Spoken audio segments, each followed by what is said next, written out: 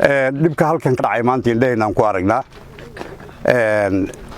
waxaan leenahay dawladda kililka madaxweynaha kililka shacabka Soomaaliyeed ee degan dalka Soomaaliyeed xalkooda wuxuu u yaalaa dawladda Soomaaliyeed adiga kuma yaalo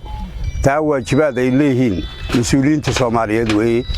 ayakaana heshiisiinaya ayakaana cidii wax tabanaysa wada hadal siinaya oo xalinaya waxaan jeclaan lahayn maamulka kililka shanaad inuu ku ekaado xuduudihiisa shacabka Soomaaliyeed oo halka degan ay waajibaadka iyo xilka ka saaran ay gutaan ayna u soo gudbin dalka Soomaaliyeed tan kale waxaan leeyahay dawladda federaalka wasiirka arrimaha gudaha ra'iisul wasaaraha madaxweynaha waajibaadkii leedahay maday iyo xilkii leedahay xil saaray waad ka gaabisaan waayo xuduudaha dalka inaad ilaalisaan ayay muhiimaddu ahayd sida xadka Kenya aad u ilaalinaysaan ina xadka Hiiraan u ilaalisaan ahayd waajibaadkiina taana waxaan ku dhaleelayaa dawladda federaalka ee Soomaaliya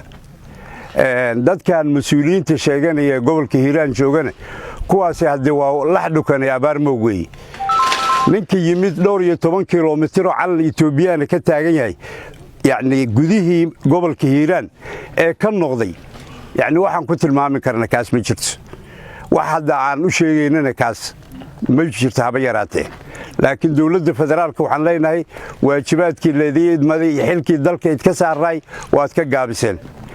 حدودها قارئين على الدريشان أو تكذب دانو عيد مودرتان قارنا أتكذب وتان شعب كسومالي يضل لايني ولا دباتيني وعلى ذلك كتال مستقبل كان اللي تكون حساب تمدون السلام عليكم ورحمة الله وبركاته